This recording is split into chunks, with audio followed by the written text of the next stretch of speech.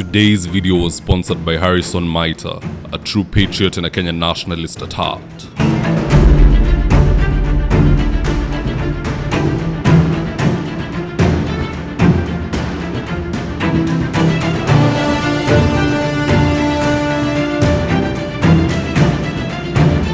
Stand by for debrief in 3, 2, 1. Yesterday we had the national prayer breakfast held in Kasarani, as you can see in these images.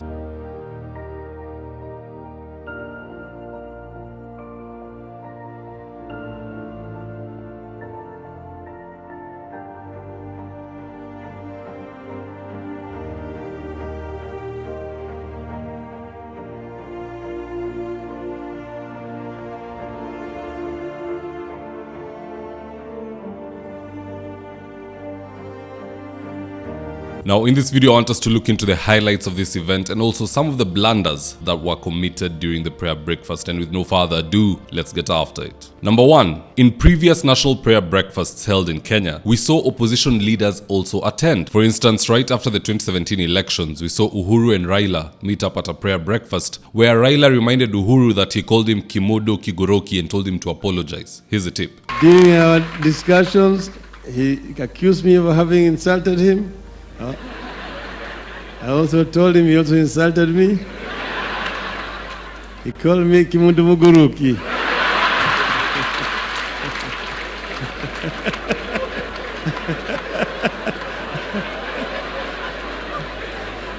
Apologize.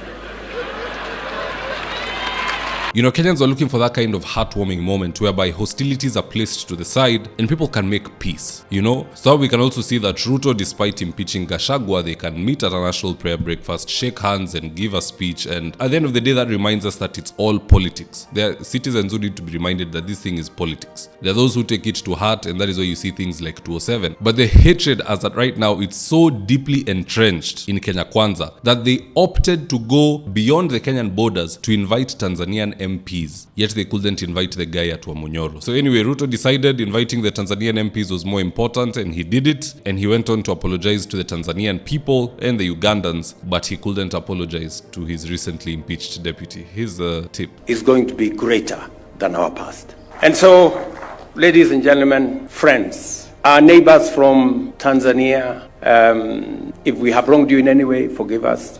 Our friends from Uganda, if there is anything that Kenyans have done that's not right, we want to apologize if there is anything. Bana, that is lack of priorities. If there is a group that needs an apology, Rigiji Kando, it is the taxpayer. Taxpayers and more so payslip holders should be getting an apology. Not Suluhu, who abducted and assaulted Boniface Mwangi. She should be apologizing to us. Ama tuko inchi gani tena? Are we really in Kenya? Ati tunakosewa sisi, alafu sisi ndo tunaomba msamaha. Personally, I don't ever again want to see another simp in office. But anyway, moving along, Beatrice Elachi also stole the show with a rather weird prayer. I don't even want to paraphrase her. Here's a tip. Father, we pray that this social media that has decided to run our country, Father, that spirit, my Father in heaven, we want to confess as the legislators that indeed we must sort out that sector. And Father, we shall have courage to stand and believe in what is good for the country, what is good for our generation, what is good for the future of Kenya. Father, forgive us that the ethnicity in our country, that we look at things, we look at our politics in a manner of tribes. Father, forgive us.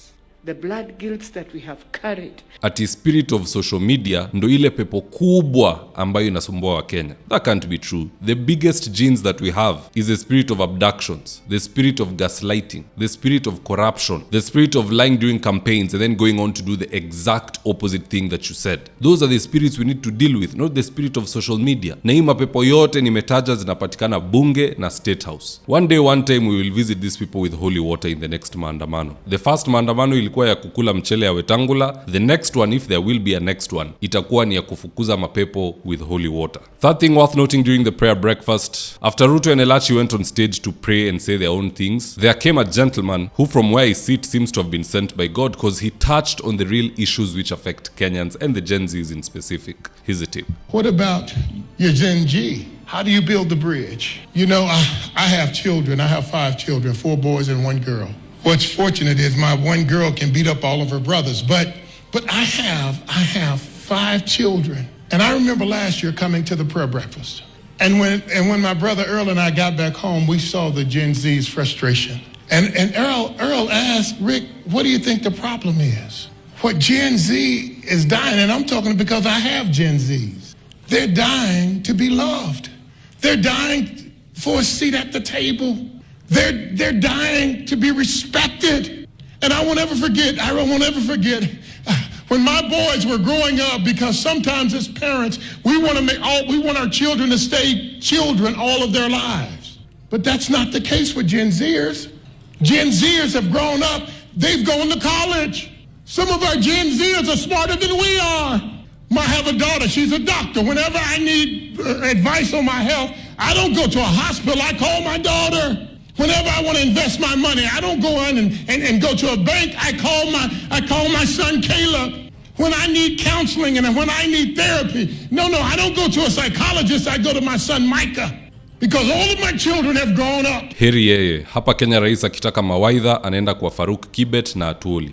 It's rather embarrassing. And even more embarrassing than that is that it took a foreigner to address the issues that ail us as a country. Yet we have our own leaders here. Ungefikiria hata ni wageni wametoka Tanzania wamekaa pale. None of them addressed any of the issues facing Kenyans. Instead, shida ni spirit of social media, and the only people who are worth apologizing to are the Ugandans and Tanzanians. Hapa Kenya amuoni mmekosea watu with housing levy, with SHA, by taking NSSF funds ambayo ni ya retirees, munaenda kujenga barabara nayo without consulting them. But like God said, all things under the sun will come to an end one day. The tenure of this regime will also come to a close, possibly in 2027. Many people daydream that it will come sooner. I don't know. I don't have those facts with me. If it does, so be it. But 2027 for sure has to be the end. That's just my opinion, guys. Do let me know your own comments in the comment section below, and I'll do my best to read them and to give you a response. Now, in the event you're here for the first time, please go on and hit the subscribe button. And if you're watching for a different platform, just head on over to YouTube, search for David Wafula, hit the subscribe button. You're going to be getting a ton of content of this nature. If politics is something you're passionate about, this is definitely the one channel that you really need to subscribe to. Alright guys, adios.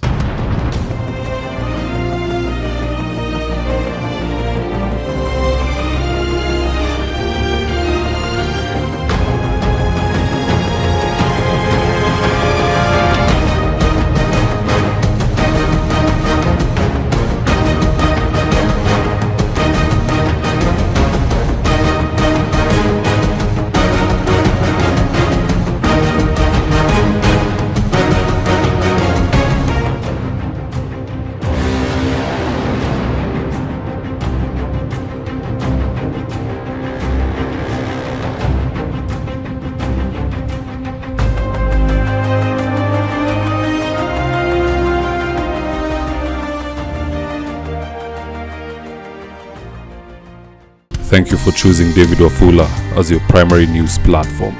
We put countless hours in research, recording, and editing. By showing up each and every day to watch our videos, you encourage us to generate more videos for the viewers. We are on a mission to inform, educate, and build a better tomorrow. To our thousands of followers in a world full of presidents, kings, and queens, you are the real gem. Adios.